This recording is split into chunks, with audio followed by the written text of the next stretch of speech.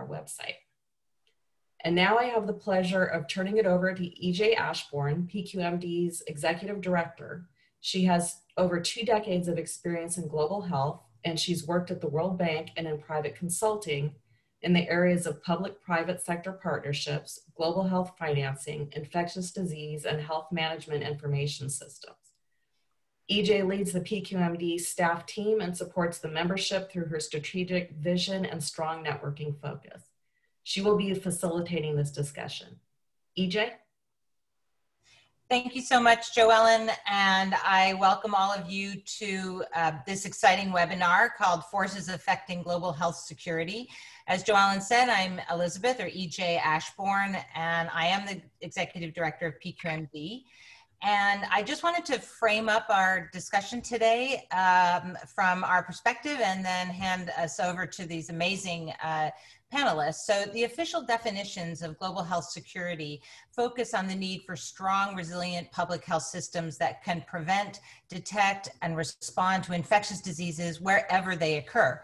COVID-19 has demonstrated and exposed not only the fragility of our health systems and health security, but also how our globalized world can make what starts as a very localized outbreak of a disease into a pandemic, threatening the economies, welfare, and overall well-being of countries around the world. Health security in the time of COVID can mean secure access to medicines, medical services, good nutrition and treatment for chronic diseases and mental health care, and clean water, but also so much more. We are all corporates, nonprofits, religious networks, global agencies, and civil society organizations trying to figure this out in real time, and clearly there are no quick answers. As part of our COVID-19 series of webinars presented in partnership with the World Economic Forum, we thought it important to look at the different actors in the global health space that are major influencers. For this webinar, we'll focus on the multi-sectoral coalitions of people and organizations that are catalytic in realizing measurable impact on global health and security. And it is my pleasure to introduce Professor Dr. Aza Karam, who is the Secretary General of Religions for Peace and leader of the Multi-Religious Humanitarian Fund in response to COVID-19, and Gabrielle Fitzgerald, who is the CEO of Panorama and the leader of the Pandemic Action Network and part of the COVID-19 Action Fund for Africa. To begin this conversation, I would like to ask each of you to introduce yourself, tell us a little bit about your experience, about what brought you to where you are now, and a little bit about the organizations that you lead, and then also how you define global health security through the lens of your organization in the global landscape as it relates to COVID. So Aza, could I ask you to start with that? Certainly, it's a great honor. Thank you very much, EJ, and thank you to PQMD and the World Economic Forum for co-hosting this very important space for all of us. I'm thrilled to be with you here, and of course, not exactly very thrilled to share my background, but I just wanted to say to you that I originated in the human rights movement, and therefore it was extremely difficult working in the Middle East on issues of governance and human rights not to see how critical and how much of a tipping point religious discourse, religious institutions, religious actors are and can be. So I came at this space from the angle of misinterpretation, fear, concern, the whole sort of, if you will, the negative, the dark side. And I endeavored to work within the human rights movement, both in Europe and in the Middle East, within the framework of trying to understand why religions matter and how they matter. So for me, it's a natural evolution to have worked in this space, and now to come to a space where within the UN, my business was to try to expand the awareness and the consciousness within the United Nations system about the value of religious partners and organizations, and again to shift the consciousness from it's all dark to looking at the multifaceted pros and cons of this work. And it was through that experience that it became very, very clear that the basic fact of a link between health and religions is manifested in, among others, the fact that many of the health service providers in most parts of the world actually are faith-based and faith-inspired actors and institutions.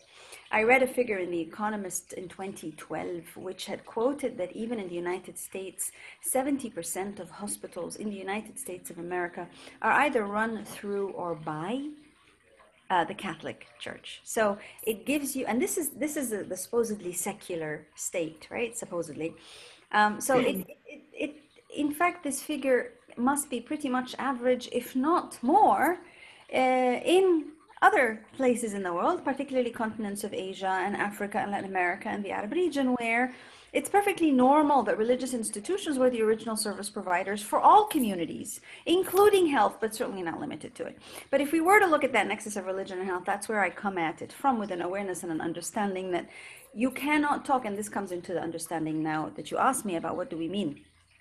What do we understand global health security as? To be very honest with you, we aren't using global health security in our own terminology. What we are speaking to is the entirety of the Sustainable Development Goals agenda, insofar as it integrates very much the goals on health. But what we speak to as Religions for Peace, because we are the United Nations of religions. We have all the religious institutions of the world represented on our World Council and our governing board. So just as the United Nations has governments, we have religious institutions. So within that framework, we are faced with two things when we look at this particular global health security dynamic. Number one, that all the religious institutions are implicated in some way, shape, or form in health service delivery. And in the key behavioral change messages that impact significantly, not only on the supply side, but on the demand side also of healthcare.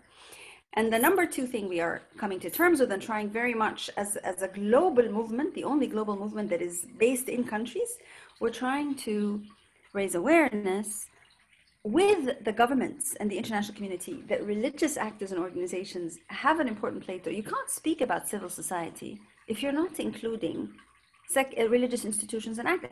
How does one even do that? But apparently that's the norm. But the point is, we keep raising it to say, please, surely this is civil society. And by the way, it's also the health sector. It's a significant percentage of your healthcare sector. So with that perspective of trying to simultaneously inform governments and intergovernmental actors. So if the religious space is not even included in global health security, unless you talk about the civil society part.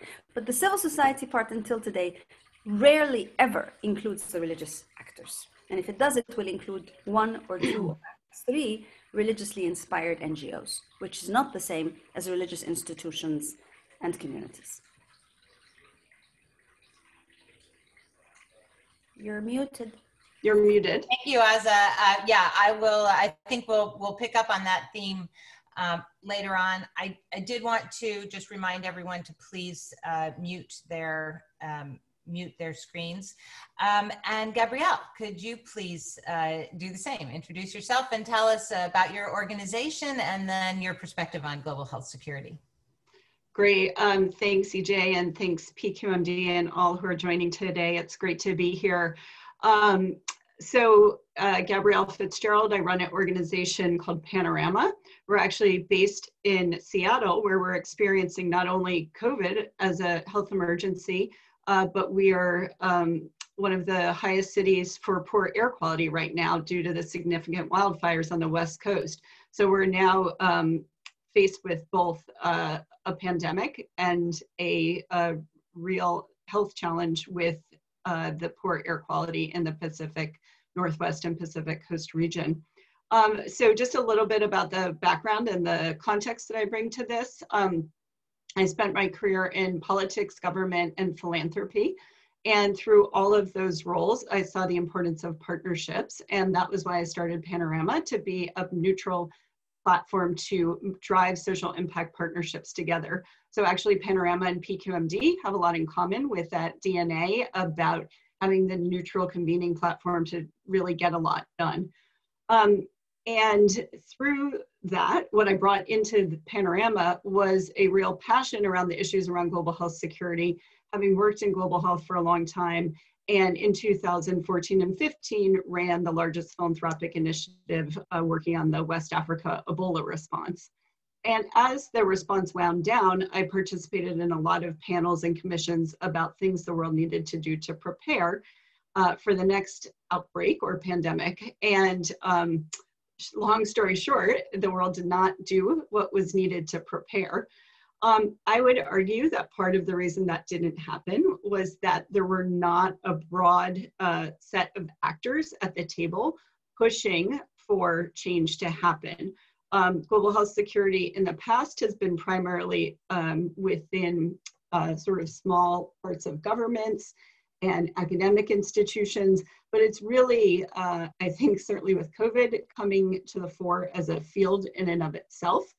And in addition to the definitions that have been mentioned to date, I would add a couple other components. And I think the fact there isn't a single definition shows that while this has sat in an academic perspective for a long time, there hasn't really been a true full exploration of the topic. So other components I would include are preventing and responding to outbreaks, the role of health as a tool in geopolitical issues. We've seen health used as hospitals being bombed in many situations, vaccinators being targeted. So that is a second area. And then a third area is the role of preventing and preparing bioterrorism. Finally, just a few things on what Panorama does as it relates to global health security. We, starting a couple years ago, I had an informal advocacy working group to talk about global health security issues. And not surprisingly, no one was very interested from a funding perspective in supporting that a few years back. And then when COVID hit, there was a lot of interest, and we were able to quickly morph that from a very informal group into a very robust pandemic action network, which has a small core team, but a network of 40 partners. And so we do both policy and advocacy work, as well as some campaign work. And in August, we were the behind the scenes conductor of a World Mask Week initiative that had engagement in 117 countries. Another initiative that I've been involved in, as EJ mentioned, is the COVID Action Fund for Africa, which is a very, again, multi-partner initiative. We call it radically collaborative, that brings together a wide range of partners to ensure that community health workers in Africa are getting the personal protection equipment they need. Because in a lot of countries, health workers, community health workers working at, in the village level, were being left out of the government accounting for what was needed.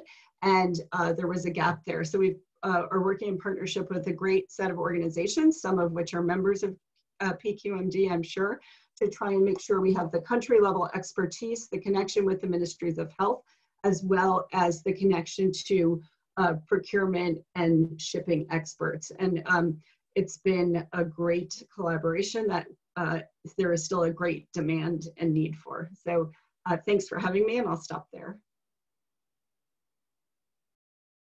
You're muted. Yep, sorry.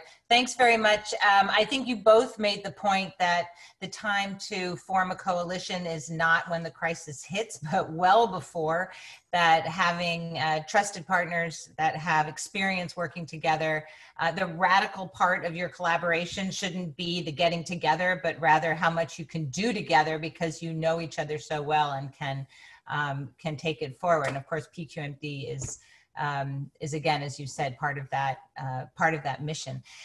So you both have worked, as you explained, with previous epidemics and health crises, HIV and Ebola, and now you both lead large, multifaceted networks, and for a whole variety of different things. So I'm wondering, what have you learned from those interventions that your networks are now using to address COVID specifically? And can you give us a couple of examples of some of your successes, maybe the challenges, and then most importantly, I think, Gabrielle, you just mentioned it though, is what is scalable that you have learned from that experience? And maybe Aza, do you want to start with that? Yes, thank you. I just wanted to emphasize that I'm going to try to answer that question, but I'm attempting to summarize the work of 90 national interreligious councils, which each council is the different religious institutions of that particular country and communities, and 6 regional. So bear with me a second as I try to do this through explaining that one of the things Religions for Peace immediately tried to cobble together, and it's meant as a service, it's not meant to be owned by Religions for Peace, is the first ever multi-religious humanitarian support fund. The idea emerged when we realized that obviously the first responders in any humanitarian crisis anywhere in the world tend to be the very same institutions long vested in serving their communities originally when there is a crisis or when there is not a crisis. Under normal circumstances, the usual social service providers kick into action when a humanitarian crisis happens. So yes, we know that these religious institutions and networks, etc., are first responders. We all know that, that's proven, evidence, etc. I'm not saying anything new here. What we then noticed, EJ, was that every single religious provider was ramping up, scaling up tremendous services in response mode, tremendous. In 90% of those cases, these services actually, at best complements, actually they supersede the efforts of the national governments. And sometimes they have to go alongside with private sector-led health response initiatives, right? So you know well that in Central Park, in New York, Central Park, Samaritan's Purse set up a camp at the height, a tent at the height of when New York was the epicenter, because it was needed, because the additional health support was very much needed. This is in New York City, the financial capital of the world. Yes? So it shows you that it wasn't an option. It's not an optional thing. Oh, gee, would you please come in? And no, it's out of necessity. So yes, we know that this is an incredibly critical role, but each institution, organization is doing its own thing. So Samaritan's Purse is doing its thing, Caritas is doing its thing, World Vision is doing its thing, etc., etc., etc. And while that is absolutely necessary, it also immediately struck us as, well, wait a minute, we're supposed to be trying to work together, we're talking about social cohesion, we're all deeply worried about how everybody in moments of fear and tension tends to retract, to go back into their shells. We're trying to, in fact, if we don't, in this moment of a global pandemic, all of us come together cohesively across our differences, then when exactly are we planning on doing that? Because the pandemic is a moment to either transform or embed or both. And we wanted to make sure that what is not being embedded is distinct religious responses, right? Given that this is the first responders, given the percentage that is being expended in services, and surely this is not the time to only respond on your own. This is precisely the time to come together and respond together. So we created the Multi-Religious Humanitarian Fund because we assumed that perhaps it was lack of resources that was making these otherwise mega multi-million-dollar religious NGOs and communities do their own thing. And we thought, okay, just a wee bit of this sort of help, support, facilitation, catalyzation. Here's the fund, please use it to come together to work.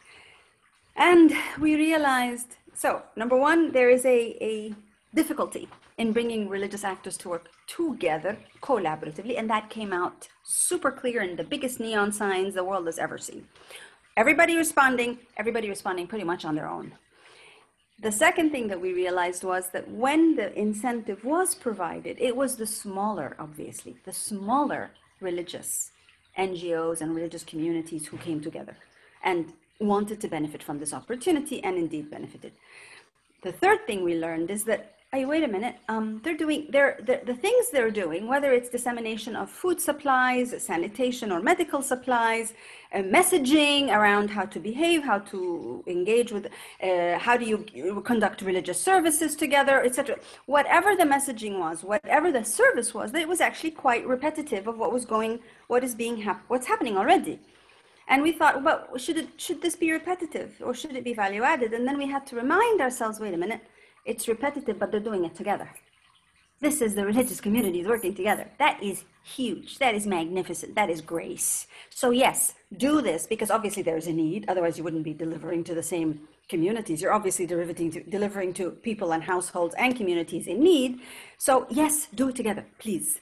So we realized that there was indeed a repetitiveness in terms of what needed to be done, but not because it was purely repetitive, because there was still need, because the gaps by a pandemic means that the deepest of inequities are even made more so. So you actually realize that more people are in need, obviously, not less. So there's more need. And in this case, these communities are actually coming together to provide and to serve together. And just the image, just the visuals, think about it, just the visuals of this, the optics, as you guys say, of the Catholic and the Protestant and the Muslim and the Hindu and the working together in a community, delivering together in a community. What more social cohesion can we possibly require and ask for? Because if the religions, by the way, manage to work together, difference originally came from religion and religious discourse and religious difference. Nobody knows how to do difference better than religious institutions. So, when they work together, it really is amazing. So there's many of these kinds of programs happening thanks to the support of the Multi-Religious Humanitarian Fund. But one thing I absolutely have to say is religious communities and organizations need to be prodded and supported by the non-religious sectors, not to do more work because they're doing plenty, but to work together. That support has to be determined. It has to be deliberate. Mm-hmm. We can't sit and assume that because we've been doing interfaith dialogue for I don't know how many years and we're all working together. No. We've been doing interfaith dialogue for a lot of years. We've been serving together as Religions for Peace, for example, for 50 years. But it takes added support, impetus, policy impact, etc., to stimulate and encourage and indeed necessitate that religious institutions work together. Yeah. Oh, thank you. So I'm sure, Gabrielle, a lot of what she said resonated with you. Of course, you're coming from a completely different position. And let me just ask you a little bit, sort of building on what Azza said and also leading into the kind of experience that you have. I know that political will has come up as something that's often cited as critical to changing the outcomes of global health crisis, and was in so many of the after action reports with Ebola and AIDS and SARS, even though in the case of AIDS, of course, it's not exactly after action. But from your experience with government and philanthropy, do you foresee or currently see changes in political will to address those future pandemics?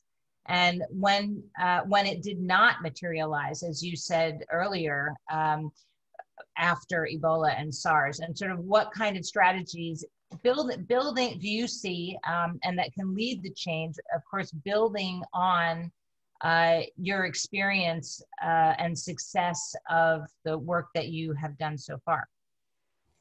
Yeah, thanks, EJ. I have a lot of opinions on this topic.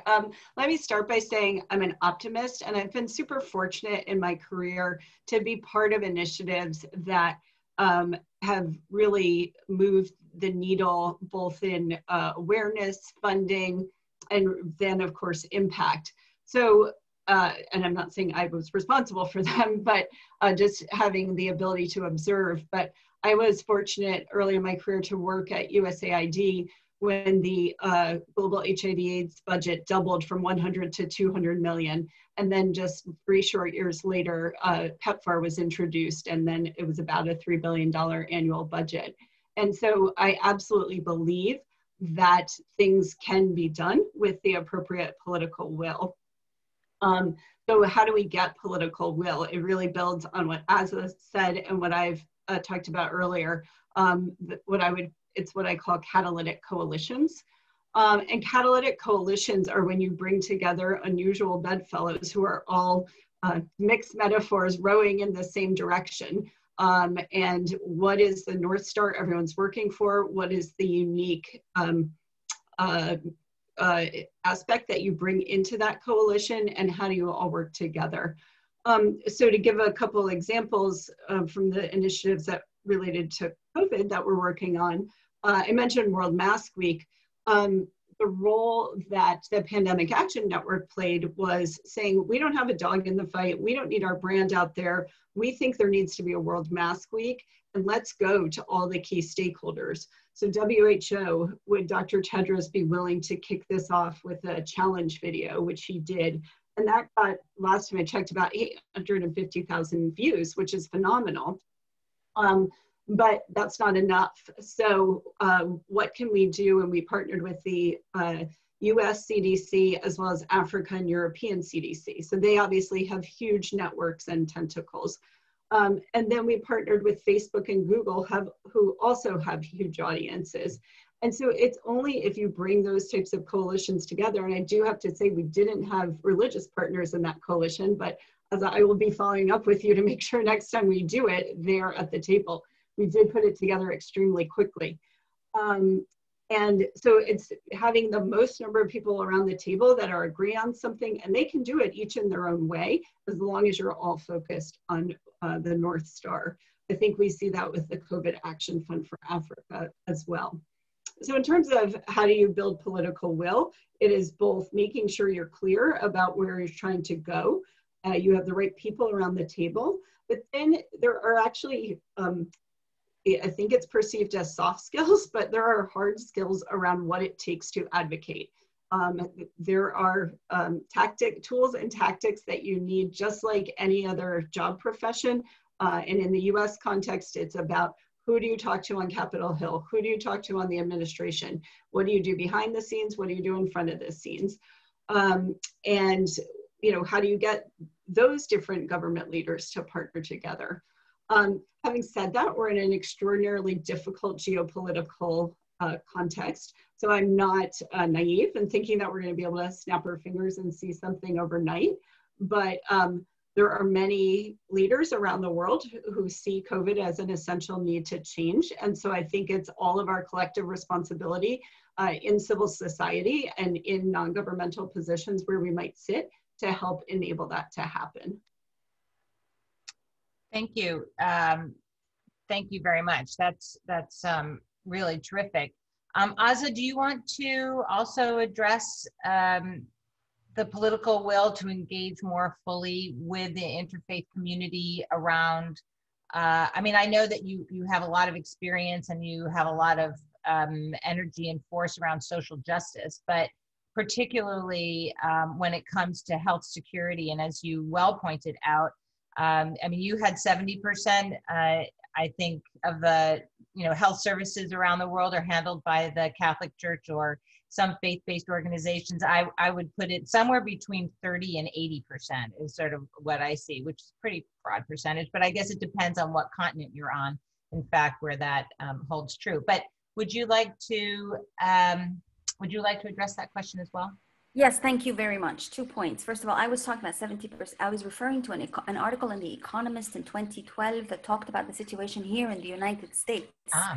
Said that 70% of the hospitals in the United States are run through the Catholic Church. And I was saying, well, if that's the case in the United States, which is supposed to be a secular country, can we just imagine what that percentage would look like in other continents of the world? We know that in sub-Saharan Africa, according to the Christian Health Associations, that at a minimum of 30% of basic healthcare average in sub-Saharan Africa is actually provided through faith-based organizations. And they're actually only counting the Christian run entities. So we haven't taken into account the Muslim and the Hindu and whatever. So yes, just to clarify, and there's such a debate about the percentage and how it's arrived at and who knows and what's this evidence. So paying full attention to all of that. All I know is that as far as I'm concerned, when I, as an Egyptian, I'm Egyptian Muslim. I went to a Catholic school in my country, and when my mother fell ill, we took her to a Muslim-run hospice. So, with all due respect to the private sector and the government, that's my life as a middle-class person, and so it tells you a little bit of just the prevalence that we even take for granted about these kinds of services in this health space, but also in education and everywhere else. To say something about the political will, I always find it really fascinating that we complain, rightly by the way, about too much collusion between certain religious institutions, certain religious leaders, and certain politicians. we're really concerned about that collusion. We're concerned about the impact of religion in our political space, and how much of our politics is now, taking a religious tinge. And especially in the United States, I understand that there's a lot of concern about some of these issues. At least I hear them every time the elections are coming up. But then we don't realize that part of what that means is that political will is religiously influenced and inspired also, obviously. So if we're talking about political will, we may as well acknowledge that actually engaging with the religious actors and institutions is a strategic necessity. And of course, it'll depend on which ones you engage with, of course. Certain parts of the women's rights movement in this country ignore that sector altogether because they see the dark side, quote unquote, depending on where you're at, it actually is both a dark side. But others see this as a very critical interlocutor to make sure that certain decisions are taken by the government, judicial and executive infrastructure, and therefore you need to work with these religious actors. I saw the same in the UN. Some governments are more comfortable working with certain religious institutions to promote a certain messaging around, usually, by the way, women's reproductive health, but also other areas of engagement. And other sectors, other governments prefer not to touch these religious actors at all in this space. But I think if we are to be strategic, and we're talking about a pandemic impacting on all of us, and we do need, as Gabrielle was saying, very strategically directed political will that is in the service of everyone, how can we possibly not have thought that this sector, this incredibly diverse, varied, actually much more pervasive sector than the secular one in most societies, should not be a very key influencer of political will? But of course it is. What are we doing about it? I think that that is a conversation, that is a big conversation to continue. I'm really interested in learning about some of the new coalitions that both of your organizations are developing around COVID. And hopefully they will have lasting impact and also potentially contribute to the answer of the question you just asked. So I know, Aza, I know you recently that UNHCR and Religions for Peace committed to forming a multi-religious council of leaders to tackle the challenges of refugees and the displaced. So how do you hope to use this new coalition to influence issues of safety and equity when it comes to not only addressing the challenges of COVID, but also other global health and safety issues around the world? Thank you. And apologies to Gabrielle, I do not mean to hog, but I'm just responding as briefly as I can to that question. The Council of Religious Leaders that is meant to work with the UNHCR leadership and platforms is in a way the oldest thing, and yet incredibly innovative and new. The oldest thing because, let's face it, as I was just saying before, the engagement of religious leaders and institutions in these spaces is older than the United Nations and governments even as we know them today. So these are the original social service providers. These are the original hosts, or in some cases, deniers of refugees. These are the original folks who welcome and who look after displaced people, again, or deny them the welcome and the care, yes? So this is the original community. And the fact is that what UNHCR has willingly embraced is a more formal, organized, consultative mechanism with these leaders of the religious institutions. Remember, we're not working with faith-based NGOs who are doing critical humanitarian and development. We're talking about the religious leaders of their respective religious institutions. So the churches, the mosques, the synagogues, the temples, the communities that are Hindu and Sikh and Buddhist and Jain. We're talking about these leaders in particular, who, as you well know, many of whom actually have the ear of the ruling political party or the current prime minister or the current president. Many of them have their ears because that's just the way things have been for a long time. And unfortunately, that's an increasing normal that we're seeing, which is where religious institutions are, shall we say, very vested in political dynamics in many parts of the world. So what UNHCR is actually saying is, okay, let's have this consultative process. Us as UNHCR, the premier, the world's only multilateral entity that is charged with looking after the world's refugees and displaced persons, let's have a much more organized, pre-planned, thought out, strategic consultation with these religious leaders in a way that would lead up to, and it's very time bound. This is not a marriage forever. This is a time bound conversation and consultation that looks at what is it that religious organizations and communities are actually providing. What are their experiences? What's the sum of the wisdom of these religious institutions in terms of the needs, the issues, the concerns, political, social, economic, cultural, you name it? What is the wisdom in this space that can inform UNHCR's work all over the world, and vice versa? What are the needs that an entity like UNHCR, again, the leading entity, what are the needs it has, whether in terms of advocacy? What are the messages that it needs? How can they leverage the voices and the political capital and the social assets of these religious institutions so that the governments are able to be helped, to be informed, to be supported in their respective efforts? So it's the messaging, it's the advocacy work, it's the building of capacities on both sides. How can UNHCR best work with religious institutions in countries at the regional level to support the work that they're doing with governments, to scale up the work that they're doing with and for governments? And at the same time, how can these religious institutions be more coordinated in the messages that they give? Because you can imagine that if it's only one institution, it has a particular set of needs. But when they come together, EJ, something magnificent happens that I think is deeply underestimated.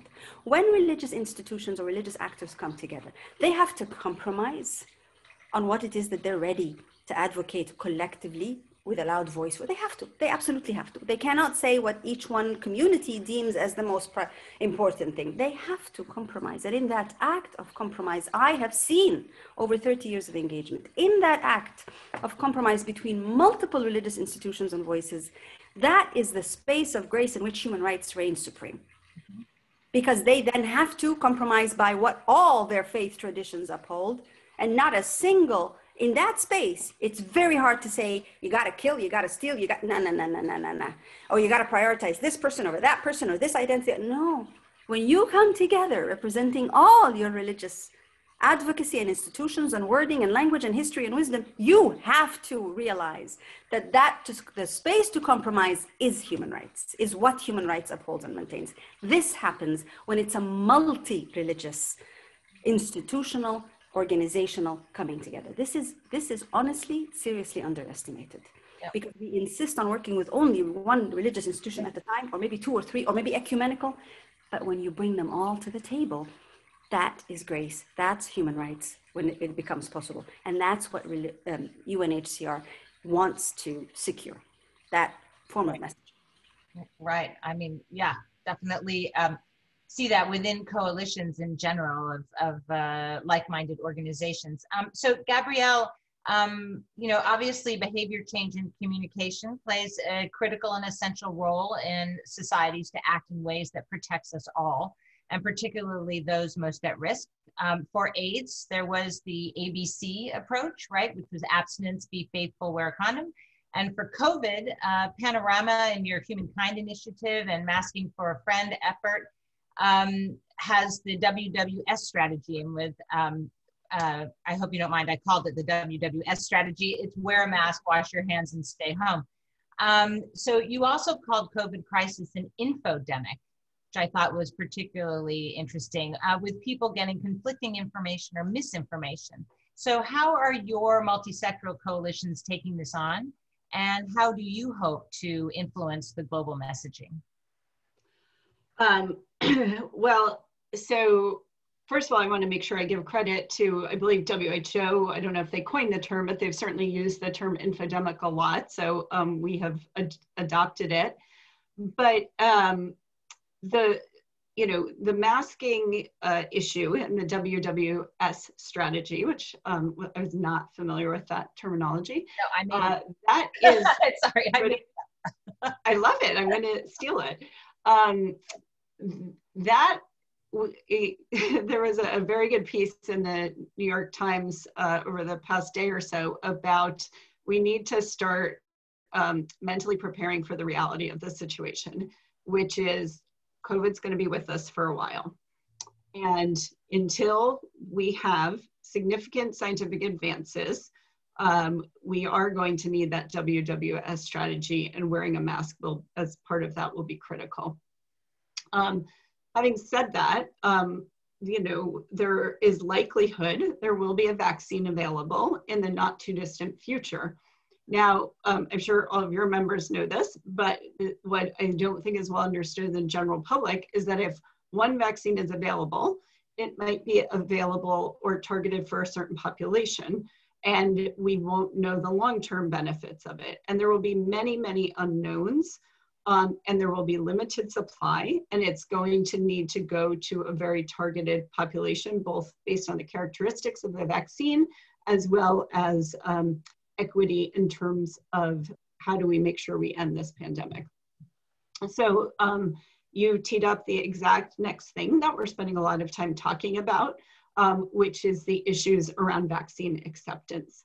So while this issue has really come to the fore with COVID, this is an issue that has been around for centuries. So when Edward Jenner developed the smallpox vaccine, there was criticism there. And so we are in a situation today where issues around health are always deeply personal. There have long been misgivings about putting a foreign substance into your body. And now we're in a situation where we have a global pandemic that has become politicized. A vaccine is being developed under a brand in the US of warp speed that doesn't perhaps inspire confidence. It's become politically polarized. It's become a topic of presidential candidates.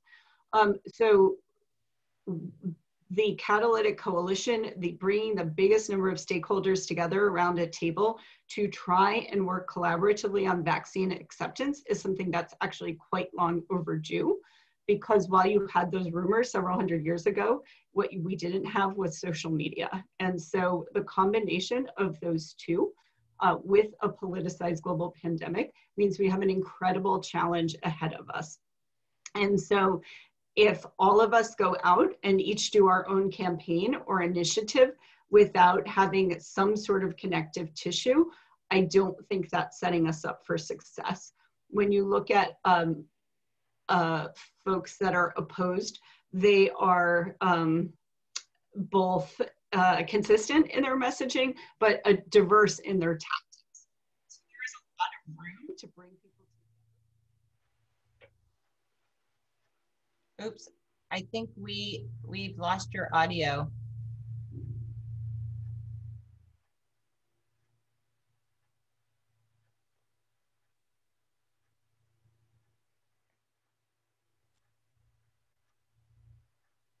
Can you hear me?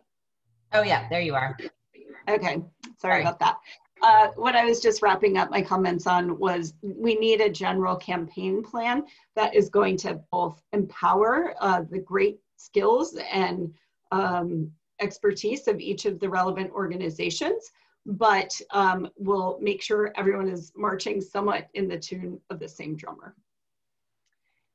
Thank you. I think I want to go on to our next question about the report from the Global Preparedness Monitoring Board, but Aza, maybe you can wrap into your response some of what your organizations are thinking about regarding vaccine acceptance and hesitancy. I would imagine the church has a significant role to play there, as does civil society. But let me just quickly, I'm going to ask Gabriella actually to start on this, saying that there was recently, just like 3 days ago, the release of the Global Preparedness Monitoring Board annual report. And by the way, the link to that is in the chat box, and we will also be posting it on the community practice. And they concluded that governance for global health preparedness was too complex and underdeveloped, which actually made my heart hurt, because I mean, really. And it called for a new international framework for health emergency preparedness and response. So the board is made up, for those of you who don't know, of mostly UN agencies and country representatives, along with the Gates Foundation and National Academies of Medicine and a couple of others, but there are some significant and noticeable absent players on that board, including the private sector and the faith community, as well as most of the members of our PQMD, although UNICEF is a member as well. But the group has come together to say they want to solve the complexities by creating a new response architecture.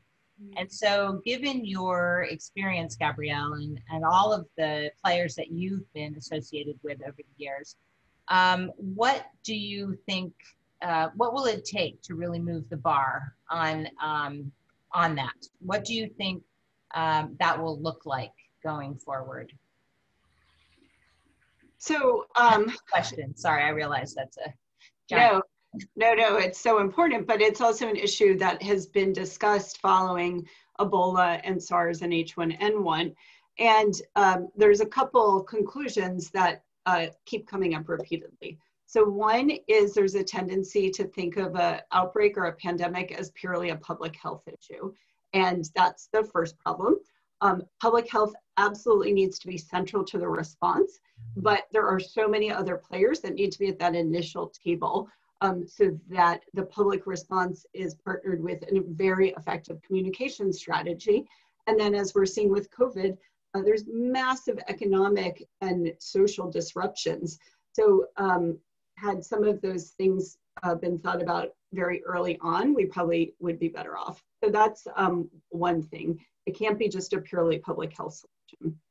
When you look at the institutions that exist today, there is a lot of capacity and knowledge that isn't necessarily at the table. It's being pulled in a bit of an ad hoc fashion.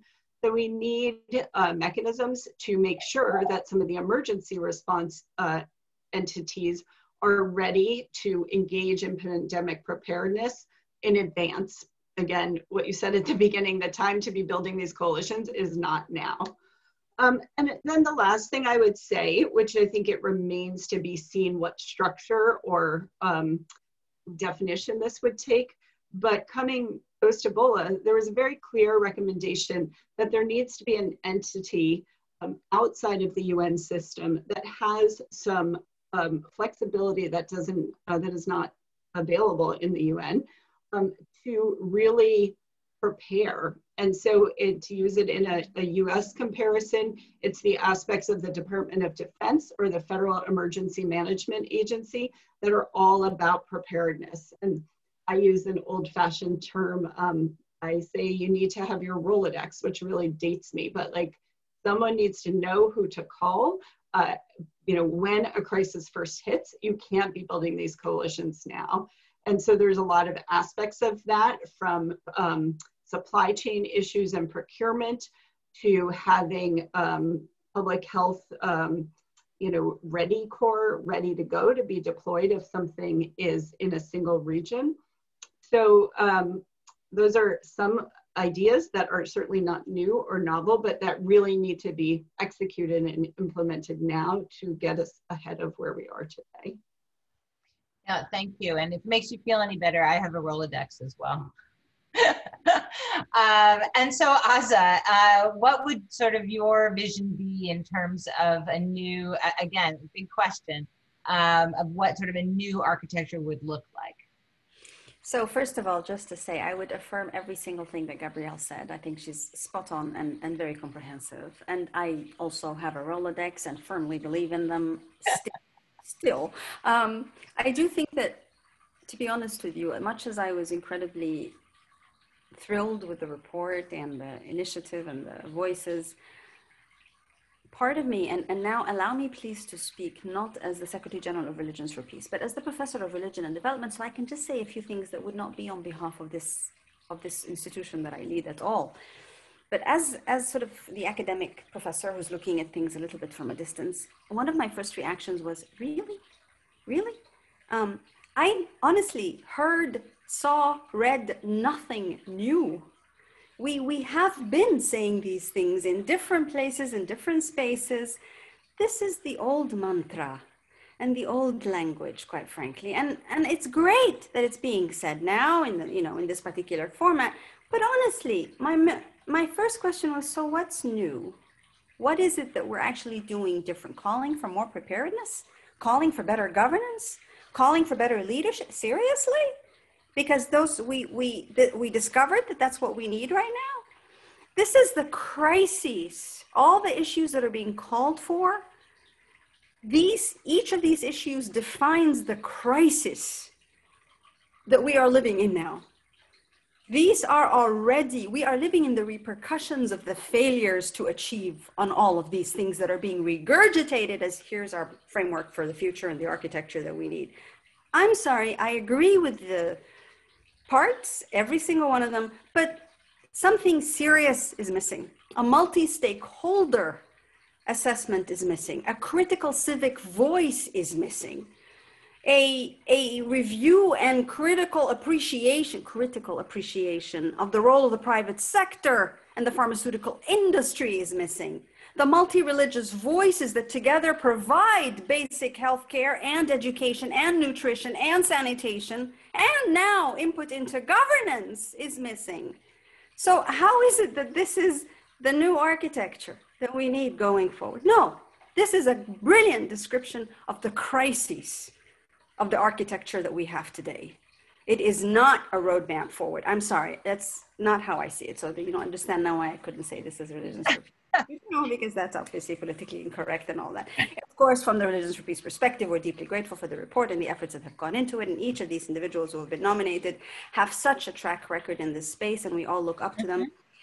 We would love to support them, perhaps by integrating a few more voices from the different spaces that have not so far been mentioned in this bit. Can you see the difference between the two responses? Yeah. I love the passion. Stay with the first one. Yeah.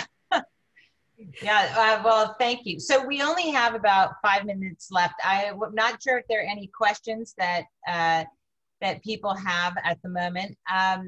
But I guess I would like to just ask you each in a few minutes, we have literally 6 minutes. So 2 minutes each, if that's okay, to I think your messages have been loud and clear, frankly, and very strong.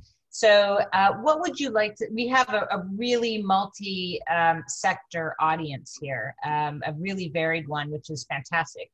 And what's the message that you would like to leave them with to ensure sort of greater global health security in the time of COVID and beyond? 2 minutes. So who wants to start? Okay, Gabrielle. Well, first of all, from what I know of your membership, it is a set of great organizations, and PQMD is all about getting them to work together. But I think one thing that I hope for, and I think this is starting to happen, is while there is a space race to get a new vaccine, I hope that all the pharma companies and then all of those in the public health system that will be working on it can really work together on a coherent strategy to help everyone understand the safety, efficacy, and how important vaccines are. And that needs to be a single message. That can't be a competitive product-based message, because we're actually very overdue on re-educating people about the importance and safety of vaccines. And it's really unfortunate that we're now in a crisis and we have to do it in a time of crisis. So we're really coming from behind. And so anything we can do to accelerate the progress on working together to make sure there's a greater understanding of the amazing health tool that is a vaccine is going to be critically important. So I hope I stuck to 2 minutes. Yep, that's absolutely perfect. And Aza. What she said, it is high time that we are integrating multi-religious institutions, networks, and voices in this space. And in order to integrate them, we also have to inform. I would love to be able to inform our multi-religious leadership about the pros and cons of this vaccine situation, where it's at, what we should be aware of, what they need to be aware of, what they need to do. I'd love to be able to have that space to just inform them, for heaven's sake, and listen to what their respective experiences have to say. So multi-religious is the way to go. Multi-stakeholder for sure.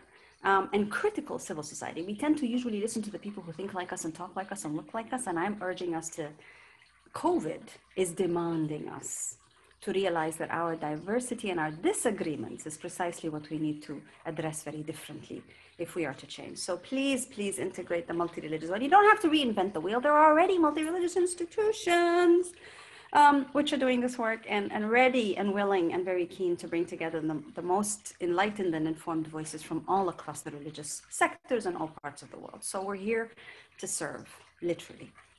Well, thank you very much. I feel like you're giving some PQMD somewhat of some marching orders that I think we could actually take on. So I'm really excited about that. The last thing I'd just like to leave us with is the monitoring report did say in one of its lessons learned, which I thought was pretty forward thinking, which is no one is safe until all are safe. So global preparedness is not simply the sum of national preparedness. A pandemic is, by definition, a global event, and as such demands collective global action. So that was a quote from the report, and I feel like you both are clearly on the frontier of this message. And we are so grateful and so thankful for your time and participation and expertise and thinking and passion and all of the work that you're doing. So Dr. Aza Karam and Gabrielle Fitzgerald, thank you so much for your participation and perspectives in this webinar. Your insights were absolutely fascinating, and we look forward to following up with you to continue the discussion. So thank you for everyone participating online, and please stay safe. Thank you. Thanks for having me, and thanks for your work. Thank you.